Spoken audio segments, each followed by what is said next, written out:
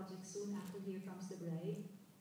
We're co-producing it with Star Cinema. And then apart from that, we're lining up something like 4 films. Small films, pero trying again to cross over to mainstream. Marlon will be doing another one with us. And then, hindi ko pa alam kung sino pa yung gagawa, but definitely more films to come. And then, one more serious film na pinag-iisipan namin ulit ni Jeffrey. But when you were doing this, parang in-expect mo ba na magiging ganito kahit yung movie? When I read the script? Yeah, yes. So alam mo na na... Same feeling ko nung nabasa ko yung Here Comes the Bride na script. Sabi ko, patok to. And then when I saw this one, sabi ko, ibang level to. It's so witty. Pero talagang laughter to the max. Hindi ka magsisisi pag pinanood mo kasi tatawa ka talaga ng tatawa. And yet at the end of the day, there's a very serious lesson that has to be learned. And sana nga na ma-carry out na since naintindihan yung lesson na yun, sana may pagbabago sa sistema. Actually, kay Direk Marlon, this is going to be a top act to follow kasi yung debut movie mo, award winner kagad, tapos talagang everybody's praising it, and some people are even saying na this is even better than any of the 4 director showcase entries. Diba? And considering na baguhan ka lang, and yet yung mga gumawa ng mga datihan ng pelikula yung nasa director showcase. So, what do you have in mind after this? Una, salamat doon na sabi ko kay Uge, pag hindi mo pinangarap pero inabot, sobrang saya, di ba? Kasi min-expect. Parang ayoko na, parang hindi naman feeling record. Sobrang swerte, Mark, sobrang swerte. Kasi si Chris kasi, kung nakita ko yung script, parang ni Joji, kung natapos yung script, kasi ang tagal ginawa ni Chris, mga 2 taon yata. Ako naghintay, dumaan pa yung sa Bride and so on and so forth. So, nung ginawa natapos yung siya, sabi ko, Chris, didirect mo ba ito? Kasi kami ni Chris, meron kaming partnership sa film, no? Yung ginawa mo yung 100. Sabi niya, ikaw na gumawa niyan, Mars. Una, akala ko madali. Nung binasa ko yung script at inupuan ko na talaga, ang hirap pala nito. Ang hirap ng script. At ito kung una kong time na mag-direct ng isang pelikula, hindi ako napag-direct ng shorts or documentary. Nakapag-direct ako ng teatro, pero hindi pa ako napag-direct ng pelikula. So, nung ginawa ko siya, yun yung gusto ko matapos. Yung sana matapos ko na lang ito. Walang ambition kasi nangyari doon. Parang, ang gusto ko lang is matapos na matino. So, of course, yung mga offers, sabi nila, activists, may mga offer na nangyari. Pero, meron kasi akong career, nagtatrabaho ako sa advertising, isa akong full-time na advertising man. Yes, mayroon akong 9-to-5 job. Marami pang iba akong trabaho. Pero sabi ko naman kay attorney, sabi ko, nakakatuwa palang gumawa ng pelikula.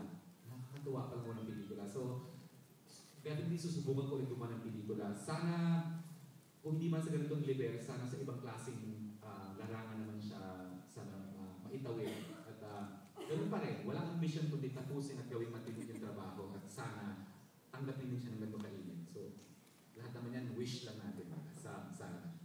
Would you like to try drama after this movie? Actually, mahilig ako sa drama. Mahilig ako sa mga, alam mo yung mga Notting Hill, mahilig ako sa mga rom-com, mahilig ako sa, ang taste ng pelikula, mahilig ako sabihin ko, mahilig ako sa nakakatuwa, I like summer movies, I like romantic comedies, I like action, I like horror films. Ayoko ng mabagal. So, gusto ko naman ng drama kasi ang drama sa akin is nakatali yan sa pelikulang Pilipino di ba? Kung saan talaga marugtog tayo magsadula, ang mga dialogue natin talagang mainit. So, drama kung drama, may walling, back-walling, kahit ano gusto gawin. Hindi naman siguro ganun, pero drama for me is very close to my heart because yun ang kinalakhan ko doon kung lumaki, doon ang napanood ko, doon ako natuwa. Tunto ako sa drama. Okay, good luck sa inyo lahat. Sana maging thank you. Will be as big a hit as it was in Cinemalaya now that it's going to be shown nationwide. Thank you. Ngayon na ito si Emmy Abuan for her question. Congratulations muna sa pagiging box office hit ng pelikula ninyo. Tanungin ko si Uge, kasi kanina marami nagtatanong kung bakit ang laki ng ibinawas ng timbang mo. So, anong ginawa mo? Anong drugs? Drugs agad. At 2 taon po akong desisyon na wala na akong masuot, hindi ko na masama itong zipper ko, at hindi ko na maintindihan kung ano talaga ang features ko, para bilog-bilog na lang ako lahat. Bilog. So, at saka hinihingal na ako, pag halimbawa may mga eksena na kailangan magtatatalon, TV Patrol acting, hinihingal ako agad, hindi maganda. So, una sa lahat, yung kalusugan, of course, kapantay niyan yung itsura. Pangatlo, gusto ko nang masuot yung mga gusto kong isuot. So, nagtanggal ako ng mga bisyo tulad ng pag-inom, ng alak. At nagtanggal din ako ng masasakit sa batok na pagkain tulad ng baboy, baka. Kinakain ko na lamang ngayon ay sabaw. Sabaw, tangalay ko. Sabaw ng baka. Sa inyo ay sabaw nila.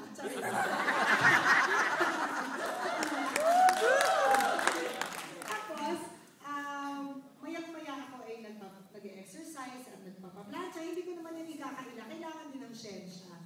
So, nagpapaplansya ako.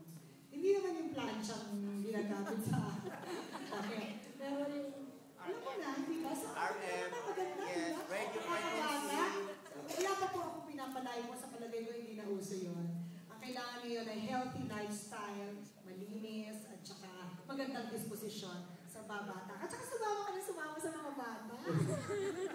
So, kaya hindi na ako nagsasama sa inyo. Mag-boyfriend ka ng bata. Ano yun?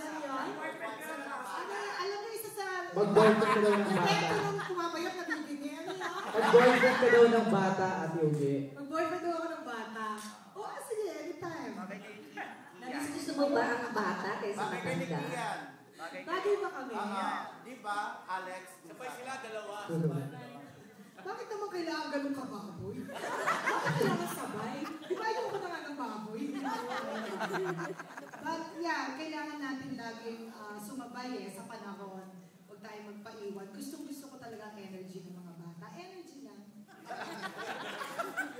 Okay, do you go for younger men?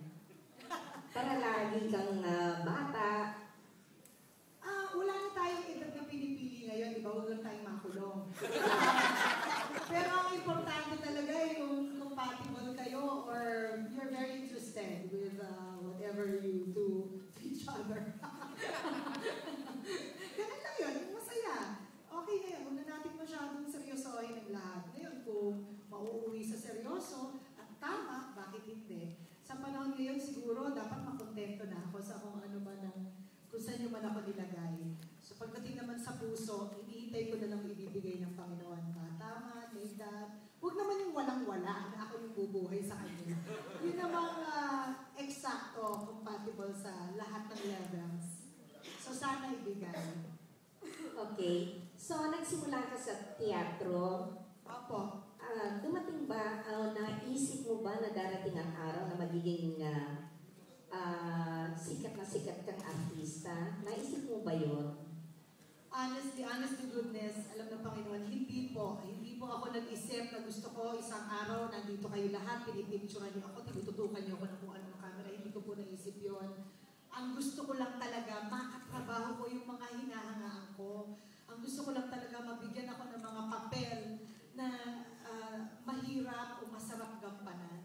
Ginagaya ko nga lahat ng mga artistang napapanood ko sa TV kahit yun ang mga laro ko sa bahay, yung iyak-iyakan, ganyan, comedy-comedihan, kahit ako lang sa role-playing. So natuwa ako na may kurso palang theater arts.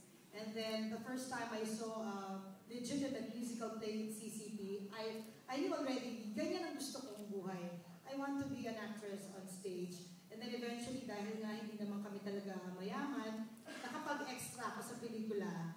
At mga kaibigan ko rin ang nagdala sa akin doon. So, hindi talaga, hindi ko inasahan na aabot po ako sa ganito kaningning kung saan man ako naroon. I just want to make beautiful things. I just want to do my best. I just want to commit to what I believe in, which is being an actor.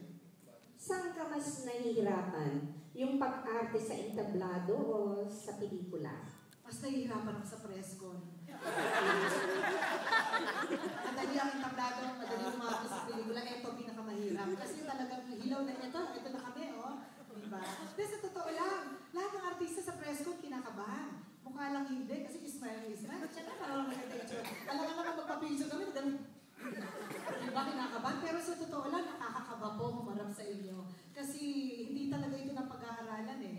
Hindi mo ito naiaarte. What you see is what you get. And I am very transparent. So, kumpara sa TV at pelikula, ibang medium lang yan, but I am just very fortunate that my discipline came from the theater. So, ina-adjust ko pa rin. Nag-a-adjust ka pa rin.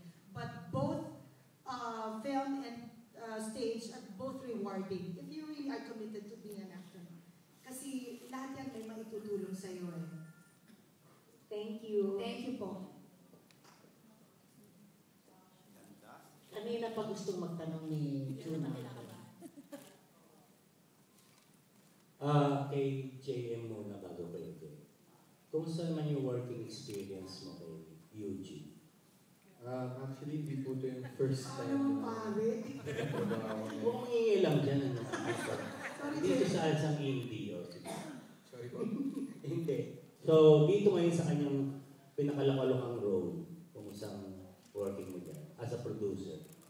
Okay naman po. Actually, dami ko pong natutunan kay Miss Eugene. Yung pagiging professional niya pagdating niya sa set. Alam niya na yung dapat niyang gawin. Hindi na siya kailangan magbasa pa ng script. Nandun na siya, prepared. Yun na siya. Hindi ka ba hinakas sa mga eksena? Wala mang Harass, harassment. harass. Madali muna. Actually, ako po ang umahal sa Wala bang harassment na nangyari? Wala naman. Wala. Sana. Sana nag-wish ka. Ikaw, Ube, pwede mo siyang harasin. At sana kayo. Cheap naman yung mga bata. Cheap ba? Mura lang. Nagpasa ng 18. Ha? Nagpasa ng 18, hindi na-start ito. Oo nga, naplas 18 na. Alan Jonas, tawa lang ng shades dito. Hindi, okay. Nung acceptance speech mo sa award, tinatawag mo na si Direk Rafa. And then, nagsalita rin siya na natutuwa. At sabi, mahal ka na niya. Any reaction on that? Kasi talagang nung napanood namin yung kanyang interview sa ANC, kumalat yan, di ba? Bago pa magsimula ang Sinimalaya, mainit na yung intriga tungkol doon. Ano bang dinidirect na sa Sinimalaya? Short film. O so kinuha niya ang mga theater actors, ba't naman ganun ang description? Pero habang dumadaan ang oras, ang panahon, galit na galit kayo, maya-maya may isip mo, ay nagkamali eh. Hindi naman siya sanay sa camera. Siguro nagpapatawa siya or he was trying to be cool, pero hindi umabot. So, huwag naman natin siyang ipako sa krus. Diba? Wala naman siyang pinatay, nagkamali lang siya. At hindi naman masama siguro that ako, coming from the theater, to speak in behalf of the other theater actors. No? Total, kahit naman tao sa tao lang, pag humingi sa'yo ng tawad sa personal, humingi kasi sa akin ng tawad sa personal. Mahal mo na rin siya. Ha? Mahal mo na rin. Aabot ba sa mahal mo siya? Pinapatawad ko pa lang. Pinapatawad pa lang. Ito naman siya. Oo. Humingi siya ng tawad, sabi niya, I apologize if I offended you. So isa yun sa mga magagandang impact na nakuha ko sa buong Sinimalaya experience. Yung actually meeting him in person and nag-apologize siya. So sinamantala ko na lang yung pagkakataon na mai-announce na, sige na, patawarin na natin. Kasi sabi ni Kai, dun daw sa upuan, naka-hoodie. Di ba? Siguro nahihiya o natatakot. Nung sinabi ko na pinapatawad ka namin, tinanggal na niya. Very symbolic. Kasi baka nakakabatuhin na siya. Siguro nakakaya, biro mo, lahat ng mga tao, kinokondem ka na parang meron pang pinatay na pamilya. Hindi naman ganun eh. So, sabi ko, pagdaan ko, niyakap niya ako, tapos inimas ko yung bibig niya. Wala? Umabot na doon? Inimas ko, tapos sabi ko, ayan, nakakahinga ka na ng maluwag. So, pakita siya sa akin ulit. Di ba na yung mask? Para-paraan ka naman pala. Hindi masyadong malapit sa mga direktor.